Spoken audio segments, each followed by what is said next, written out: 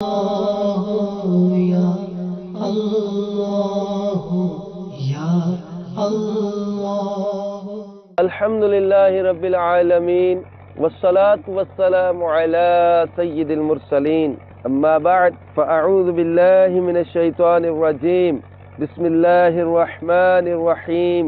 الصلاة والسلام علیک یا رسول اللہ وعلی آلک واصحابک یا حبیب اللہ. الصلاة والسلام علیک یا نبی اللہ وعلی آلک واصحابک یا نور اللہ. سرکار مدینہ راحت قلب و سینہ صاحب معطر پسینہ صلی اللہ تعالی علیہ وآلہ وسلم کا فرمان عالی شان ہے: اے لوگو، بے شک بروز قیامت اس کی دہشتوں اور حساب کتاب سے جلد نجات پانے والا شخص وہ ہوگا جس نے تم میں سے مجھ پر دنیا کے اندر بکثرت درود شریف پڑھے ہوں گے. صلو علی الحبیب. آج آپ کو ایک جنتی لاٹھی کی باتیں سناتے ہیں. ایک تو چھڑی لاٹھی آپ نے سنا ہوگا، بعض مدنی منوں کو اس کا تجربہ بھی ہوا ہوگا. ہمارے تو دعوت اسلامی کے مدارس میں مارا نہیں جاتا، مار نہیں، پیار سے پڑھایا جاتا.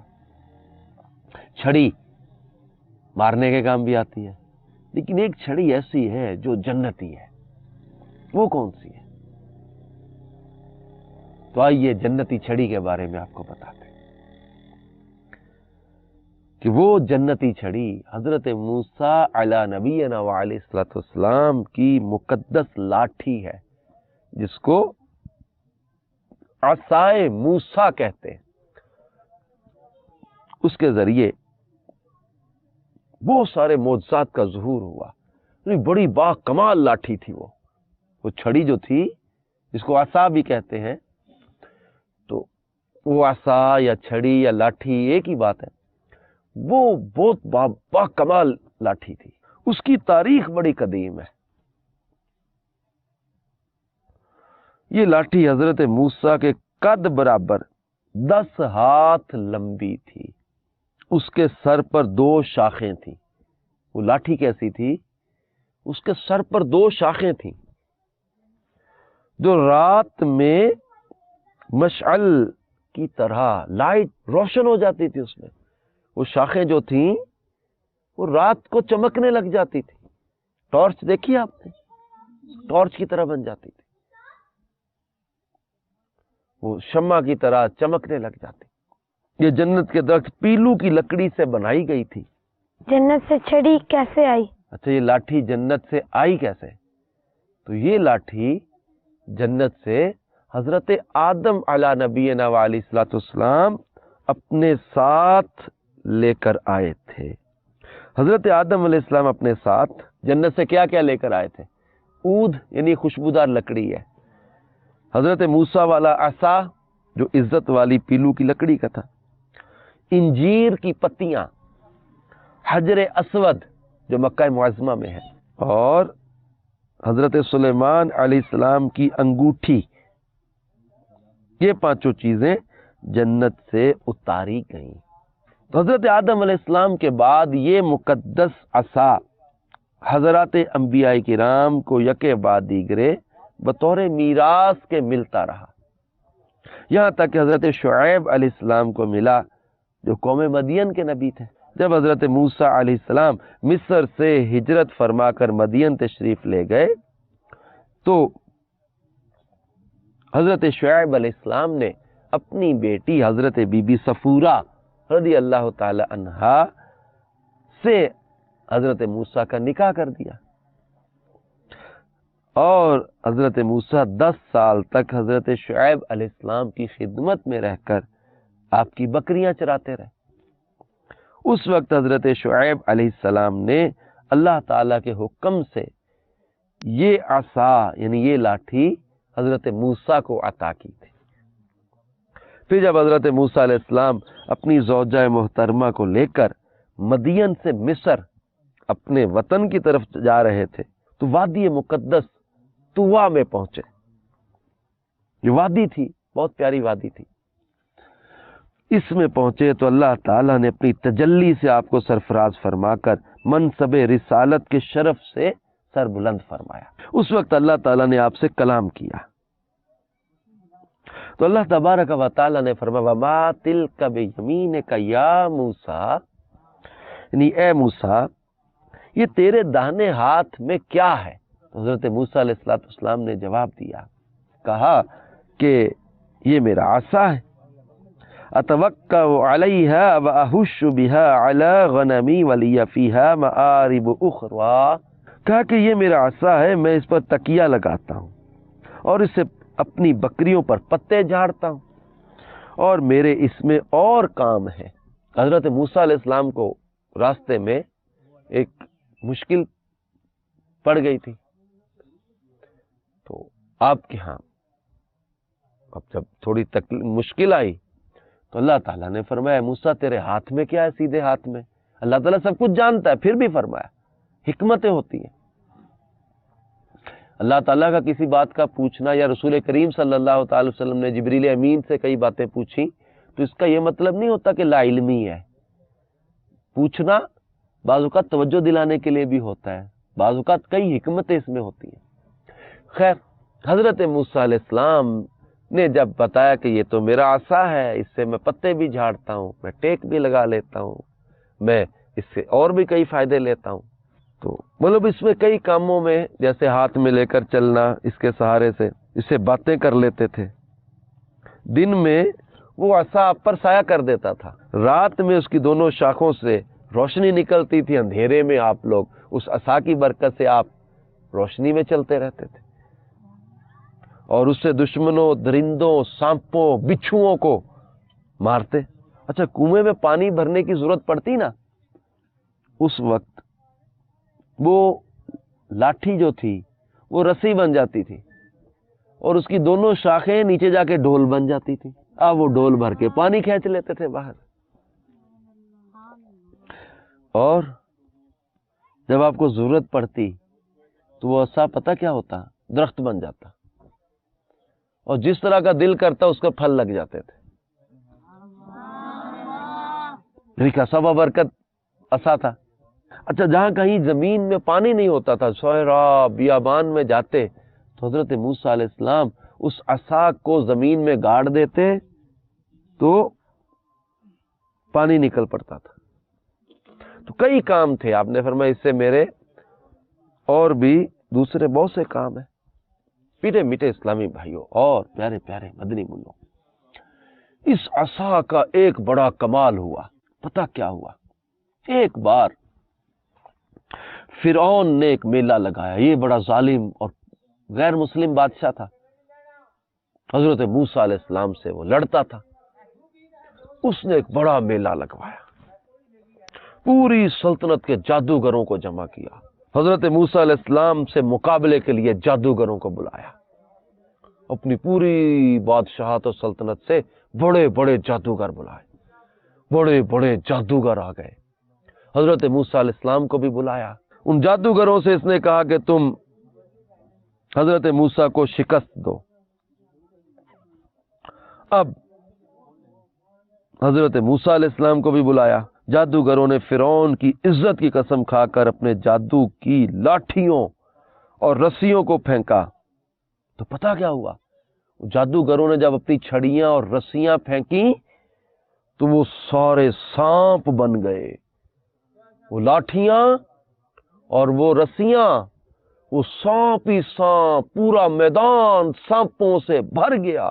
لوگ ڈر گئے، پورا مجمع خوف و ہراس میں بدحواس ہو کر ادھر ادھر بھاگنے لگا.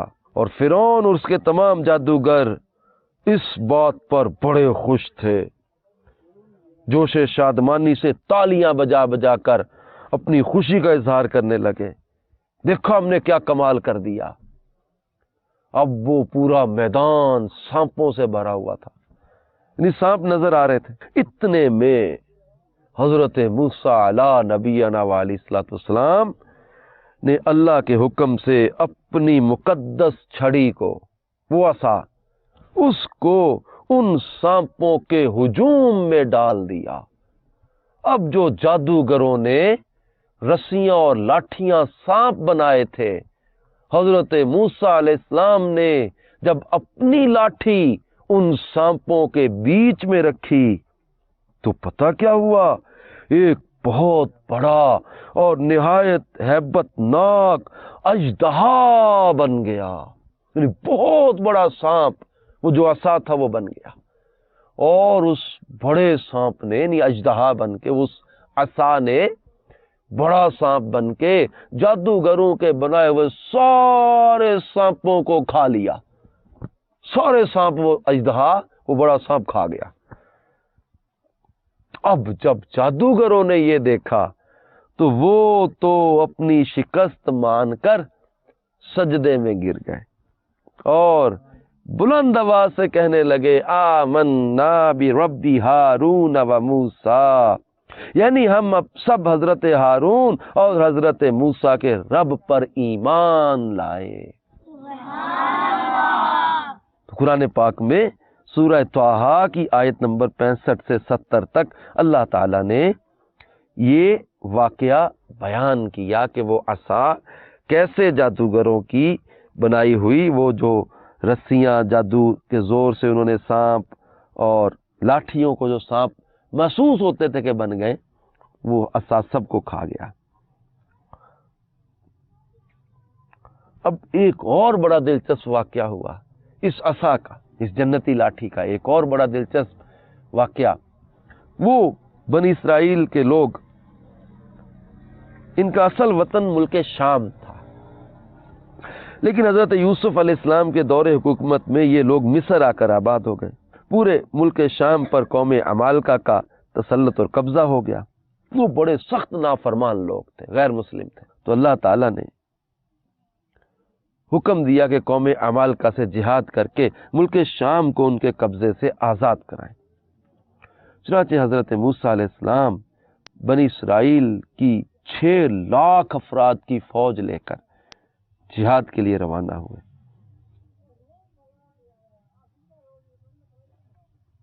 लेकिन करीब जाकर ये लोग जंग से हिम्मत हार गए, मैदान तिया में घूमते रहे। अब मैदान तिया जो था ये बहुत बड़ा मैदान था। जब बनी इसराइल इस बेआबो गया मैदान में भूख और प्यास की शिद्दत से बेकरार हो गए तो अल्लाह ताला ने हजरत मूसा अलैहिस्सलाम की दुआ से इन लोगों के खाने के लिए मन्नो सलवा, पके पकाए खाने वो उतारे आसमान से। मन शहद की तरह का एक हलवा था और सलवा ये बुनी हुई बटेरें थी। अब जब इन्होंने खाया तो पानी की प्यास लगी। अब 6 लाख के लगभग लोग, पानी है ही कोई नहीं उस मैदान में। अब बड़े परेशान हुए तो हजरत मूसा अलैहिस्सलाम ने उसी अपनी लाठी को पत्थर पर मारा तो पत्थर से 12 चश्मे फूट पड़े और बनी इसराइल के 12 खानदान अपने अपने एक एक चश्मे से पानी लेकर पीने लगे और पूरे 40 साल तक उस पत्थर से चश्मे जारी रहे। 12 चश्मे जारी कर दिए हजरत मूसा अलैहिस्सलाम ने। आसा मारा, चश्मा देखा, पत्थरों पहाड़ों में से पानी निकलता। हजरत मूसा अलैहिस्सलाम ने पत्थर पर आसा मारा, 12 चश्मे जारी कर दिए। फिर एक और बड़ा दिलचस्प वाकया हुआ कि जब हजरत मूसा अलैहिस्सलाम फिरौन को दावत देते रहे लेकिन वो ना माना, तब हजरत मूसा अलैहिस्सलाम को अल्लाह ताला ने हुक्म दिया कि आप जब वो अपनी कौम बनी इसराइल को लेकर रात में मिस्र से हिजरत कर जाए। चुनांचे आप बनी इसराइल को लेकर मिस्र से रवाना हो गए। जब बनी इसराइल वहां से चल पड़े, फिरौन को पता चला कि ये लोग तो जा रहे, क्योंकि वो लोग फिरौनी लोग इनको बहुत तंग करते थे, तो वो लश्कर लेकर पीछे आ गए। अब जब वो पीछे आए तो बनी इसराइल फिरौन के खौफ से चीख पड़े کہ اب تو فرعون کے ہاتھوں ہم گرفتار ہو جائیں گے اور یہ تو بہت مارے گا، تنگ کرے گا۔ اسی پریشانی کے عالم میں حضرت موسیٰ علیہ السلام مطمئن تھے اور بنی اسرائیل کو تسلی دے رہے تھے کہ تم مت گھبراؤ، آگے دریا، پیچھے فرعون اور اس کا لشکر آ گیا۔ اب بڑے پریشان کہ اب آگے کیسے جائیں، کشتی بھی کوئی نہیں، پیچھے فرعون اور اس کا لشکر آ گیا، اب تو پکڑے گئے۔ فرعونی بڑے خوش۔ حضرت موسیٰ علیہ السلام نے دریا کے پاس آ کے اپنا وہی عصا، وہی مبارک لاٹھی وہ ماری تو اللہ تعالیٰ نے دریا میں 12 راستے بنا دیے۔ وہ سڑکیں بن گئی، 12 راستے بن گئے دریا میں سے۔ اب یہ بنی اسرائیل کے لوگ ان راستوں پر چل کر خوشی خوشی دریا سے سلامتی کے ساتھ پار ہو گئے۔ فرعون جب دریا کے قریب پہنچا تو اس نے بھی وہ دریا کی جو سڑکیں بنی ہوئی، وہ راستے بنے ہوئے دیکھے تو وہ بھی اپنے لشکروں کو لے کر ان سڑکوں پر چل پڑا۔ جب فرعون اور اس کا لشکر دریا کے بیچ میں پہنچا تو اچانک وہ سارے راستے ختم ہو گئے اور دریا موجیں مارنے لگا۔ یوں فرعون اور اس کا لشکر سب کے سب دریا میں غرق ہو گئے۔ تو میٹھے میٹھے اسلامی بھائیوں اور مدنی چینل کے ناظرین، تو عصائے موسیٰ بہت برکت عصا تھا کہ جس کی برکت سے بنی اسرائیل کو اللہ تبارک و تعالی نے دریا کے پار جانے کے راستے عطا کر دیے۔ اب اس سے پتہ چلا کہ اللہ تعالی کے پیاروں کی جو نسبت والی چیزیں ہوتی ہیں اس میں بھی بڑی برکت ہوتی ہے۔ حضرت موسیٰ علی نبینا علیہ الصلوۃ والسلام نے اس عصا کے ذریعے کیسے کیسے کمالات، کیسے کیسے معجزات دنیا کو دکھائے۔ اللہ تعالی ہمیں بھی نیک اعمال کی توفیق عطا کرے، پرہیزگاری عطا کرے اور ہمیں جنت میں ہماری پسند کی اشیاء عطا فرمائے، اپنے محبوب کا قرب عطا فرمائے۔ آمین بجاہ النبی الامین صلی اللہ تعالی علیہ وآلہ وسلم۔ یا اللہ یا اللہ یا اللہ یا اللہ یا اللہ یا اللہ یا اللہ یا اللہ یا اللہ۔ شرعی مسائل میں الجھے ہوئے ذہن، میں نے یہ پوچھنا ہے، میرا سوال یہ ہے، میں یہ جاننا چاہتا ہوں، میرا سوال یہ ہے، روزے میں ٹیکا لگوا سکتا ہے؟ خودکشی کے حوالے سے سوچنا اور یہ کام کر گزرنا، یہ جان اس سے چھوٹتی نہیں بلکہ اس سے جان اور پھنس جاتی ہے۔ شریعت مطہرہ کس مسئلے پر کیا حکم لاگو کرتی ہے؟ اگر وضو ہم کر رہے ہیں نماز کے لیے، اس کے اندر غلطی سے پانی حلق میں چلا گیا، کہ پانی ہم نے ناک میں چڑھایا اور یہ دماغ میں چلا گیا، تو اب اس کا کیا حکم ہے؟ قرآن پاک آپ نے موبائل میں رکھا ہوا ہے، صحیح۔ اسی موبائل میں فلمیں بھی۔ سر میرا آپ سے یہ سوال ہے کہ سفر میں کیسے نماز پڑھی جائے؟ نمک کے ساتھ کیے جائیں یا پانی کے ساتھ کیے جائیں گے؟ اس صورت میں تو پانی حلق میں چلا جاتا ہے، تو یہ اس کی بالکل بھی اجازت نہیں ہے۔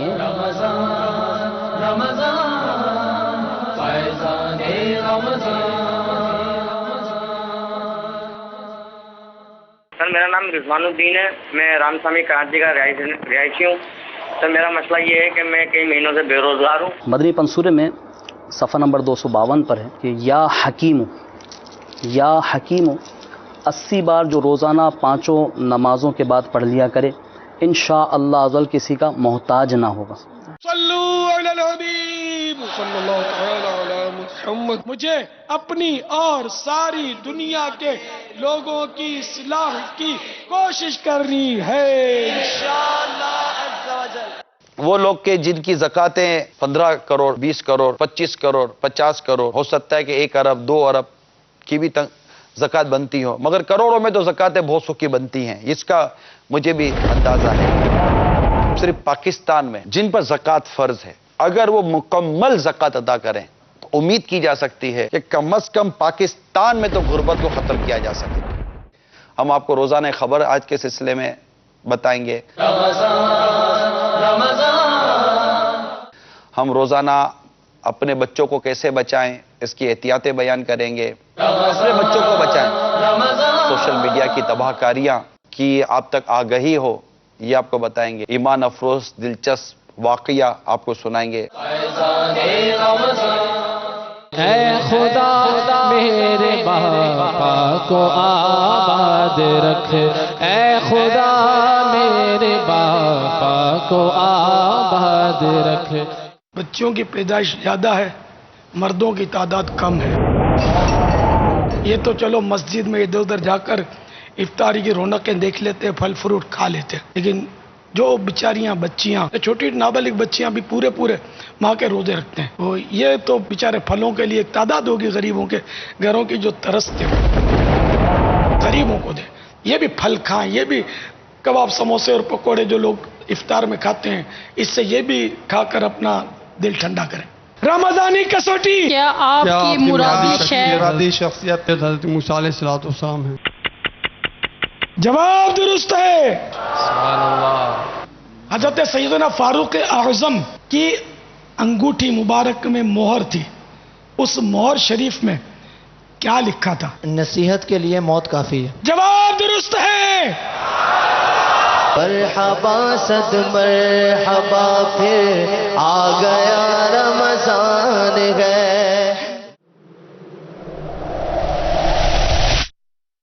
صلو علی الحبیب صلی اللہ تعالی علی محمد. مجھے اپنی اور ساری دنیا کے لوگوں کی اصلاح کی کوشش کرنی ہے انشاءاللہ عز و جل. سر ایسے کہ میں بورے والا سے بول رہا ہوں، انصر ہزاری. میں نے خواب یہ دیکھا ہے کہ میں بیٹھا ہوا ہوں تو ایسے جیسے چاند جو ہے نا میرے قریب ہوتا ہے بالکل. میں اس میں دیکھ رہا ہوں کہ وہ جو نشان جو نظر آتا ہے نا وہ میں دیکھ رہا ہوں. میں کہہ رہا ہوں کہ سنا ہے اس میں کوئی نہ کوئی چیز ایسی ہوتی ہے وہ نظر آتی ہے دور سے، مائی وہ چرخہ کاٹ رہی ہے، تو میں اسے بڑی غور سے دیکھتا رہتا ہوں. انصر بھائی چاند سے قریب ہوتے ہیں اور چاند کو غور سے دیکھ رہے ہیں، تعبیر کیا ہوگی اس کی؟ ماشاءاللہ اب تو بڑے ہو گئے. یہ بچپن کی کہانی ہے کہ مائی بیٹھی ہے اور چرخہ کاٹ رہی ہے. بس یہ ایسی مشہور ہے کہانیاں ہیں جس کی حقیقت نہیں ہے. البتہ یہ ہے کہ ویسے چاند کا دیکھنا یہ وزیر صاحب منصب شخص کی علامت ہوتی ہے، اور انہوں نے اپنے آپ کو چاند کے قریب دیکھا تو ہو سکتا ہے انہیں کسی بھی صاحب منصب شخص، کوئی بھی عہدے دار ہے اس کے ساتھ انہیں واسطہ پڑے گا، یعنی کوئی بھی معاملہ درپیش ہوگا. تو اگر واقعی بعض اوقات بندہ کوئی اس طرح کے کاموں میں مصروف ہوتا ہے کہ جس کے لیے اس کو کسی بھی عہدے دار کے پاس، کسی صاحب منصب کے پاس جانا پڑتا ہے، تو ان کی ملاقات جو ہے وہ پھر جلد متوقع ہے. البتہ جو پہلی چیز انہوں نے بیان کی تو وہ ایک فضول بات ہے جو ویسی مشہور ہے، لہذا اس کا تعبیر سے کوئی تعلق نہیں. صلو علی الحبیب صلی اللہ تعالی علی محمد. مجھے اپنی اور ساری دنیا کے لوگوں کی اصلاح کی کوشش کرنی ہے انشاءاللہ عز و جل. وہ گفتگو جو توجہ طلب ہو، جو بات جاننے والی ہے اور ضروری ہے اس کا جاننا، اس کا علم حاصل کرنا، تو اسے جاننا چاہیے. ادھورے علم سے غلط فہمیاں جنم لیتی ہیں اور اس سے پھر بعض اوقات نقصان بھی ہو جاتا ہے. جس میں ہو دین سے جڑ جانے کی رغبت. مسلمان کے لیے عقل اور جو دانش ہے اس کی کیا حیثیت ہے، کتنا اس کو فالو کرے گا؟ فرشتوں کو جب اللہ تعالیٰ نے حکم ارشاد فرمایا کہ آدم علیہ السلام کو سجدہ کریں، جی سب نے سجدہ کیا، لیکن قرآن کریم میں ہے الا ابلیس ابا واستکبر، سوائے ابلیس شیطان کے، اس نے تکبر کرتے ہوئے انکار کر دیا کہ میں آدم علیہ السلام کو سجدہ نہیں کرتا. کیا تراویح جو ہے یہ خالصتاً مردانہ عبادت ہے یا اسلامی بہنیں بھی تراویح پڑھیں گی؟ عمومی تاثر تو شاید یہی پایا جاتا ہے، یہ تو مردوں کا کام ہے نا کہ مرد پڑھیں گے تراویح. تراویح مردوں کے لیے بھی سنت موقدہ ہے اور عورتوں کے لیے بھی سنت موقدہ ہے. میں مسلمان ہوں، رمضان کی دولت مجھے ملی، میں سے کیا حاصل کروں؟ ریٹرن کیا ہے میرا؟ عبادت کرے، تمام آداب کی رعایت کے ساتھ کرے، ٹھیک ہے، سارے نیک کام کرنے کے بعد بھی اللہ تعالیٰ سے ڈرے اللہ کہ میری عبادت پتہ نہیں قبول ہوگی بھی یا نہیں ہوگی. دیکھیے سلسلہ علم و حکمت کی باتیں.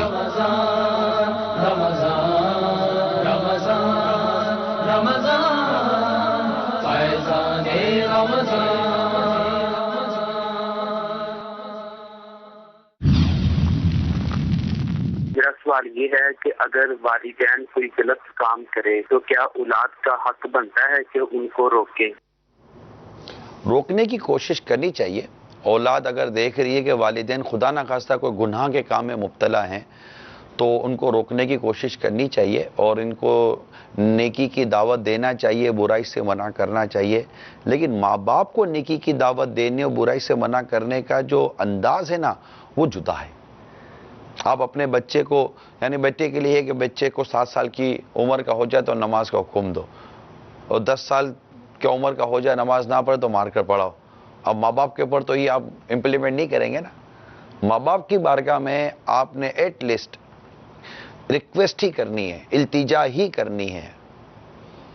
بہت زیادہ ان کے آگے مت آنسو بہا دیں, کاش امی, کاش ابو. رسالہ دے دیں امیل سنت کا, یقین مانیے مدینہ مدینہ ہو جائے گا. امی مدری مذاکرے کے سامنے لا کر بٹھا دیں. دیکھیں اس طرح کے کو اٹیمپ کرے. اصل بعض اوقات بیٹی کی اپنی جو پوزیشن ہے نا اتنی زیادہ سیٹ نہیں ہوتی. بیٹا بھی گھر میں, بعض بچوں کا ایسا ہوتا ہوگا, کئیوں کا ہوتا ہوگا یا بعض کا ہوتا ہوگا, گھر میں ان کی پوزیشن اتنی اسٹرانگ نہیں ہوتی. وہ اتنی مطلب کہ وہ خرابی پیدا ہو چکی ہوتی ہے کہ ماں باپ پر بیٹے کی بات اتنی اثر انداز نہیں ہو رہی ہوتی, اس کا کریکٹر اتنا پوزیٹیو نہیں رہا ہوتا, یا ماضی میں کچھ ایسی حرکتیں کی ہوئی ہوتی ہیں کہ وہ ماں باپ کا دل اتر چکا ہوتا ہے, تو اب وہ اتنی جلدی وہ نہیں قبول کریں گے. یہاں میں تمام تر اسلامی بھائیوں سے ایک مدنی التجا یہی کروں گا, مشورہ بھی, اور امید ہے آپ کو بہت فائدہ ہوگا. کوئی صورت بنا کر اپنے والدین کو, اپنے گھر والوں کو آپ مدنی مذاکرے کے سامنے لا کر بٹھا دیں. یقین مانیے ہمارے پاس ایسی خبریں ہیں کہ مدنی مذاکرے کی برکت سے الحمدللہ ٹوٹتے گھر سنور گئے.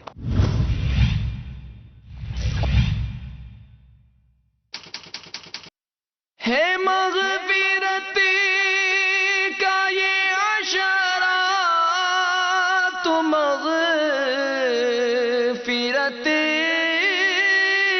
فرما.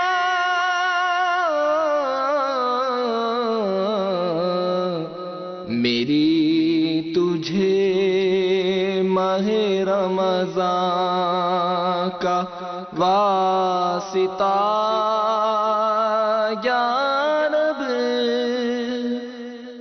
دنیاوی زندگی زیادہ سے زیادہ چند سال یا زیادہ سے زیادہ 1 صدی کو تو پھلانگ سکتی ہے, پھر اس کے آگے ایک بے جان جسم, چند گز سفید کپڑے کا ٹکڑا, مٹی کا بچھونا, بغیر کسی آسائش کے زمین میں اندھیری آخری آرام گاہ. یہ ہے وہ حقیقت جس سے ہر انسان واقف ہے مگر چشم پوشی کیے ہوئے ہے. اپنے ارد گرد کیا کچھ ہوتا ہوا نہیں دیکھتا مگر اسے فکر ہے تو اپنے آسائش کی, اپنے آرام کی. جس خالق و مالک نے اسے ان تمام نعمتوں سے نوازا ہے اسی کی راہ میں خرچ کرنے کو خود کو مبرہ سمجھتے ہوئے کیا ہلاکت میں نہیں ڈال رہا؟ اللہ عز و جل قرآن مجید فرقان حمید میں ارشاد فرماتا ہے وَأَنفِقُوا فِي سَبِيلِ اللَّهِ وَلَا تُلْقُوا بِأَيْدِيكُمْ إِلَى التَّهْلُكَةِ وَأَحْسِنُوا إِنَّ اللَّهَ يُحِبُّ الْمُحْسِنِينَ. ترجمہ کنز الایمان, اور اللہ کی راہ میں خرچ کرو اور اپنے ہاتھوں ہلاکت میں نہ پڑو اور بھلائی والے ہو جاؤ, بے شک بھلائی والے اللہ کے محبوب ہیں.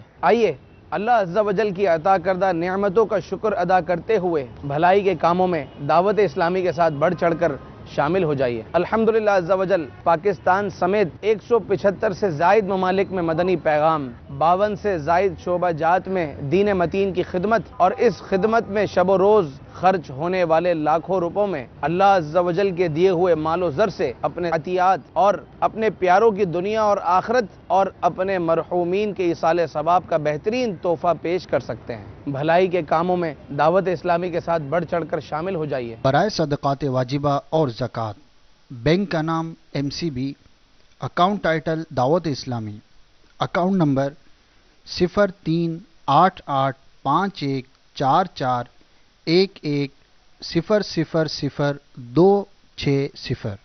برانچ کا نام cloth market branch Karachi Pakistan, branch code 0063. برائے صدقات نافلہ, بینک کا نام MCB, اکاؤنٹ ٹائٹل دعوت اسلامی, اکاؤنٹ نمبر 98415310000263। برانچ کا نام cloth market branch Karachi Pakistan, branch code 0063۔ اپنی جمع کروائی گئی رقم کی تصدیق کے لیے bank account number, deposit slip number اور اپنا برانچ کوڈ نمبر اس موبائل نمبر پر SMS کیجیے 031582722203 یا اس پر ای میل کیجیے donations@dawatislami.net۔ افطار کی قبولیت والی